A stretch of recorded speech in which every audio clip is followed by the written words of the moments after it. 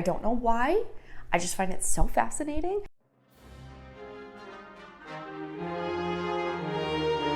Hey y'all, my name is Nat. I hope you're having a terrific day today. And for this video, we are going to be continuing my Star Wars Canon project.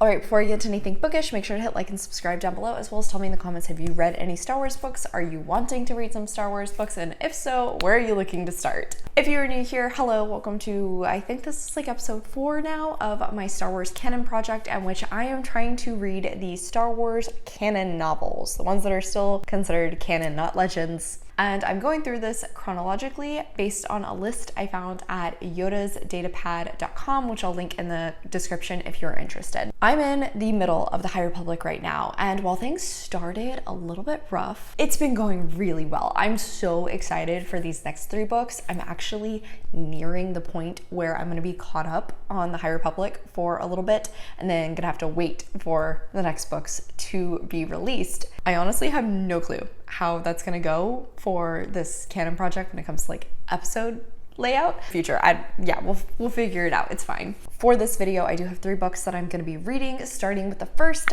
Eye of Darkness by George Mann. And I am so excited for this one because this is our villain character on the front cover, Marchion Ro. He is the head of the Nihil, the main antagonist the Jedi have been fighting against for quite some time now. And I've been fascinated by him, but I've been wanting more from him.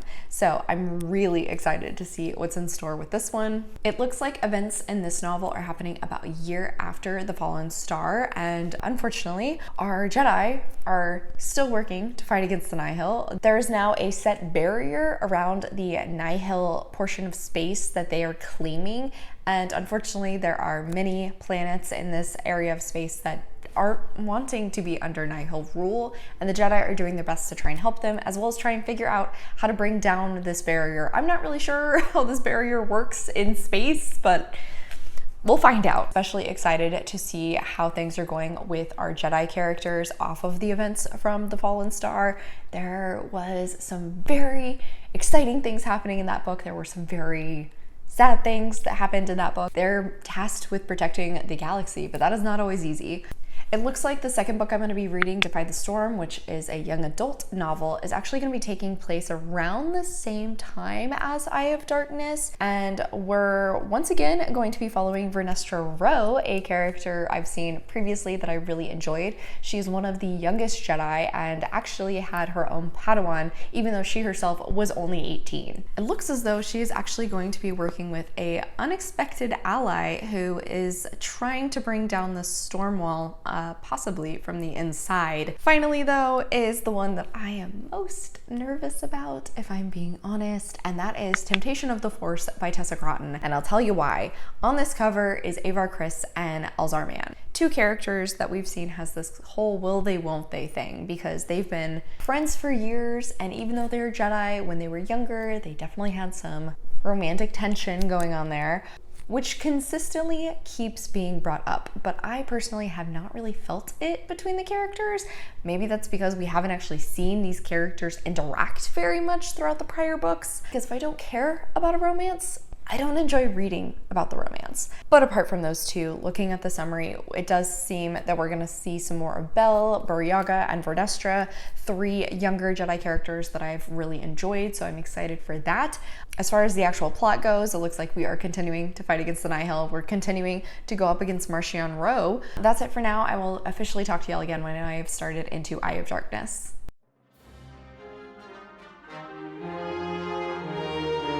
Hey guys, so I hit the halfway point into the Eye of Darkness by George Mann, and this is the first novel that I've had where prior to this in the canon timeline, there were short story collections, and I've made the decision I'm not going to read those just because I'm not usually a fan of short stories. I think thus far, Mann has actually done a pretty good job of slipping in what I imagine is the takeaways from those little short stories, because there's been a few events referenced so far where I did sort of wonder, like, did I miss that? Until it hit me, no, I skipped over the short stories. Those are probably from the short stories. I've also officially hit the point now in phase 2 where I'm pretty invested in most of the characters we are following. I think by this point, I know all of them well enough to understand their motivations, their personalities, the kind of dynamics they have with their fellow Jedi or Republic members, any of that. One person I don't feel that way about is 𝗖cie. This is probably the first time where she has been as integral a player to the story since the first book in phase 2. If anything, I really feel like we've seen more about 𝗖cie through other people's eyes than we ever have through her own perspective. I'm still not really sure how I feel about her, but everybody else doing pretty well. I also, unfortunately, have been a little let down in how Marchion Ro is being presented in this one. He is our eye. He is the big bad for this phase. And there's been little glimpses in prior books to kind of explore his background, his motivation, why he is trying to bring the Jedi down, why he is so against the Republic. And yet, in this one, thus far, he really is just coming across like this angry, power-hungry warlord. And it's such a letdown from the little bits we'd seen previously, especially seeing as how, you know, this book is named for him. He is literally on the cover. I expected us to have more exploration of him, maybe finally see more about his background. Finally, the plot, the action. I am enjoying those aspects of this. Really, we're watching how each of these different Jedi are working in the Outer Rim to try and bring down the Nihil,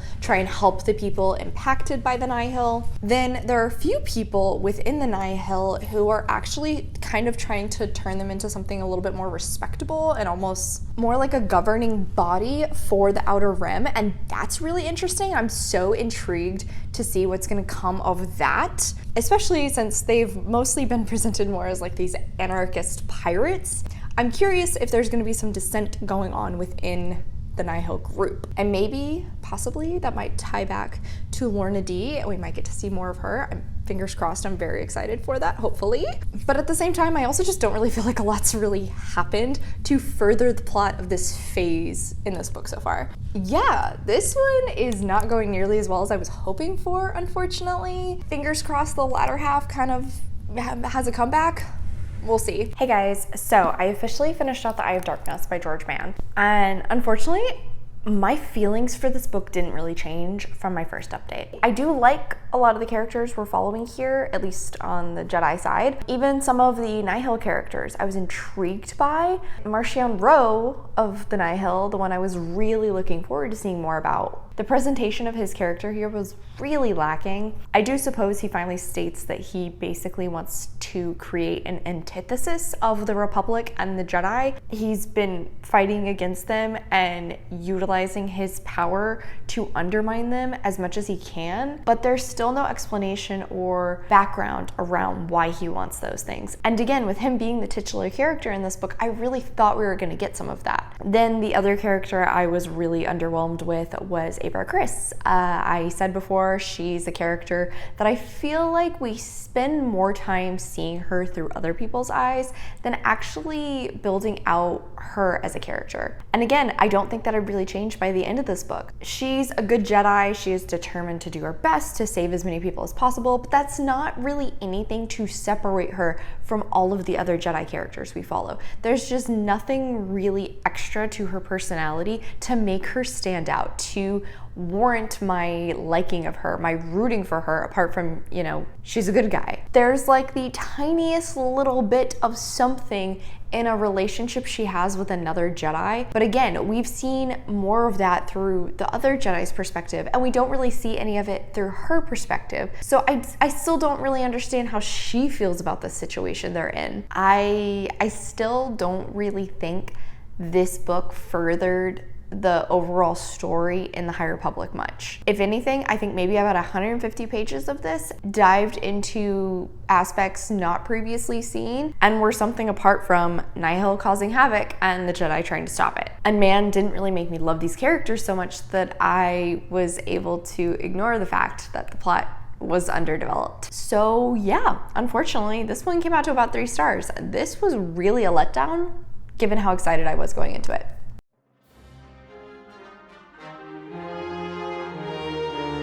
Hey y'all, so I've hit the halfway point into Defy the Storm.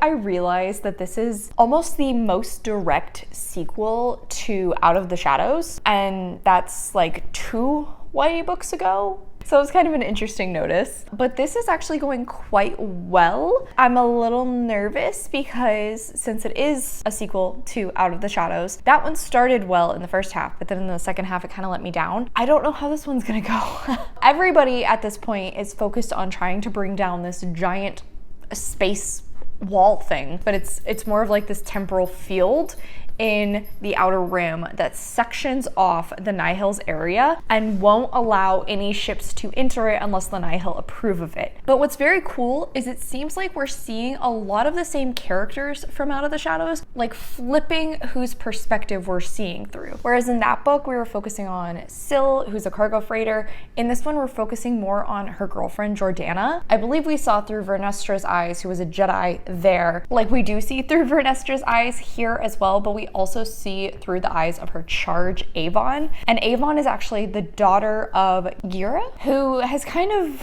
finagled her way to being Marchion Ro's girlfriend slash like liaison to the Republic. So I do also like that element of it, where we're kind of getting to see that like rebellious kid who's involved in the oppressive society. It's very YA fantasy. But that said, I do also appreciate that there's an element Avon is holding back. It's funny for me to say that because I usually hate when characters keep secrets in their own heads just to use them as a twist later for the reader. But it's more like the authors have slowly revealed what Avon has planned and everything that ties into her plan, but she has been hiding that from Vernestra, our Jedi that we're following, because she wants to ensure Vernestra helps her. But again, there's extra layers there that we are just starting to scratch the surface of, and I am really liking that. We also see a little bit more of 𝗖ille and 𝗏. The 𝗏s were a really well-renowned family that charted out hyperspace. We also met him in Out of the Shadows. He worked with 𝗖ille.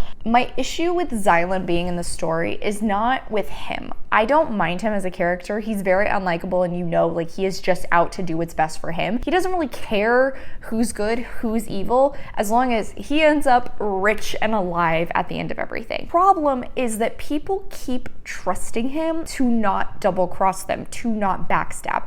They are all suspicious, but then when it actually comes down to it, they're forced to trust him. I don't really like that. I wish the other characters would be more questioning of what he's saying, of what he's doing, but they're just not, and it's really irritating. Plot-wise, this one actually feels like it's developing more in the grand scheme of like Nihil versus Jedi than Eye of Darkness did. More is going on here with the characters trying to bring down this wall, trying to infiltrate it, figure out how to get through into the occlusion zone. I don't especially love any of these characters. They're fine. I don't mind repeating time with them. Vernestra is probably the one I feel strongest about because we've seen from her now that she's kind of begun to struggle with her role as a Jedi, and I do always love seeing that. So yeah, it's going decent. Here's hoping that the ending of this one goes better than Out of the Shadows did and actually sticks the landing when it comes to developing the plot. Hey guys, so I finished out Defy the Storm, and although I don't have any notes for you, I do have some thoughts. This one went really well, actually. There were a few elements of the story that did kind of scream that this was YA. That said, there are still some heavier things going on in this story. People who are suffering under the hands of the Nihil, living in Nihil space. The sneaking suspicion that the Force Eaters, the Nameless, which we've seen time and time again, there might be something expanding off of them. That element has me so intrigued. And there's a callback to a rather controversial event that took place in one of the prior adult books.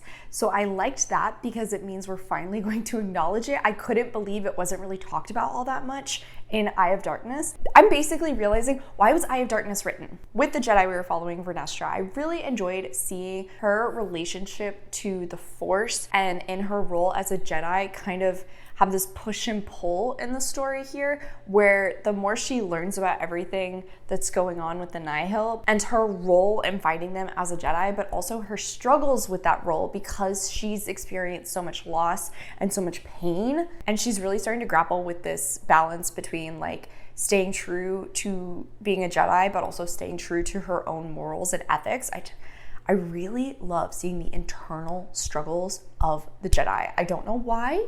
I just find it so fascinating. And I also thought it was very cool that a character we see here who was introduced previously and was on the younger side, you can actually feel the maturity in that character in this book. That was pretty awesome, seeing as how like they weren't really super prevalent in the story. It was cool to see that the authors actually realized, you know, time has passed and this was a pretty young person. We need to see that change in the character without completely altering who this character is. Then when it comes to Xilan, I still have such conflicting feelings about him as a character, because he's one of those where he's only ever out for himself and the very few people he cares about, but somehow there's always just a little bit there to tempt the audience into thinking that he's a good guy. But oh my god, he makes so many of his actions just, it makes him a very frustrating character to follow, in my opinion. So this came out to a strong 4 stars. I did really enjoy it. I had a few qualms here and there. In comparison to the disappointment that was The Eye of Darkness, I'm so glad this one went so much better. And I actually am really excited for the next installment in the young adult novels now.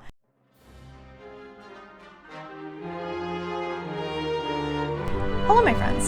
So I actually surpassed the halfway point into Temptation of the Force accidentally, but I'm not going to be too mad at myself about it because I went into this one really hesitant. I was very nervous about the relationship between Elzar and Avar being so prevalent, especially seeing as how they're literally on the cover and like the title is referencing their relationship. I've mentioned before, I'm just not convinced by the romance setup here. Like, we know they had some sort of a romantic entanglement when they were teenagers, but now as adults, they've really tried to push against that. Elzar's had a harder time with it than Avar has. He's always had a very difficult time severing relationships with people, and obviously that started to affect his identity as a Jedi and his relationship with the Force. Avar is kind of coming to realize how important Elzar is to her. But I think how Gratton is presenting this relationship is actually very clever. Rather than this being like a forbidden romance that I'm trying to be invested in, Gratton has showcased to me that their relationship is more of a obstacle that they both need to move on from.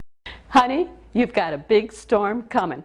Both of them are knights, but they could become more, and especially now that Elzar is working more closely with the Jedi Council, this relationship he has with Avar is really becoming a detriment to him. And so I'm actually very much enjoying that, and I think it's allowing some great character exploration in each of these characters. I love seeing the Jedi struggling with their identity as a Jedi and how different that is for every single person. It's so fun, and it allows for so much exploration and depth in those characters. No different here now that I'm starting to view it in that way and not like a regular romance. It's also interesting that this one feels like it is more of a direct sequel to the YA novel than to the adult novel. That one actually set up so many things for the plot to start progressing forward when it comes to the Jedi battling the Nihil. And here we're finally seeing some development because of everything set up in that YA book. So with that, we're also having some returning characters from the YA novel, namely Care Xanteka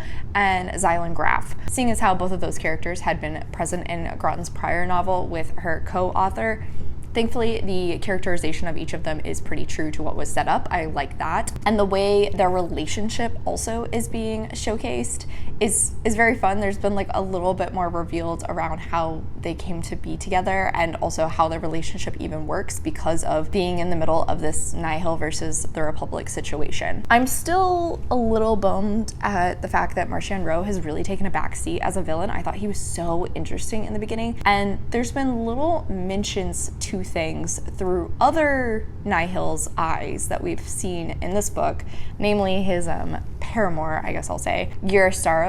But it's also interesting to me to see more of 𝗖cie as a villainous character. She's always been very much a politician who's just trying to back the winning side, but here we're seeing like a lot more conniving and manipulation from her, which is a lot of fun. But again, it's also it's making me long for what was being set up with Marchand Rowe in the prior novels. Right around the halfway point, there is a bunch of action that starts taking place, and we're finally getting to see some fighting between the Nihil and the Republic, and that is honestly why I didn't realize I had surpassed the halfway point, because I was getting so into it. I love so many of these different characters now, seeing as how I've spent a lot of time with them. So I'm really hoping that everything's gonna work out in their favor. But also something that's so interesting, because it's not been incredibly prevalent for many books now. Oh my god, I can't think of what they're called, but they're like sentient plants that were presented in Into the Dark, which was a YA novel. And they've also kind of been a thorn in the Republic's side for the last few books, but they're finally kind of being more relevant in this one. I'm very interested to see how they're going to be used in the plot, and like if they're gonna be brought to the forefront again. For the last good few novels, you know, we've been focusing on the Nihil. Sentient plants who utilize the Force in order to have like this hive mind and want to kill all like humans. That's pretty fascinating. Let's be honest here. That's a pretty cool villain to see. So I have been kind of bummed that we didn't get more of them, but they're finally coming back up. I'm excited one way or another. Hey guys, so I officially finished out Temptation of the Force by Tessa Gratton.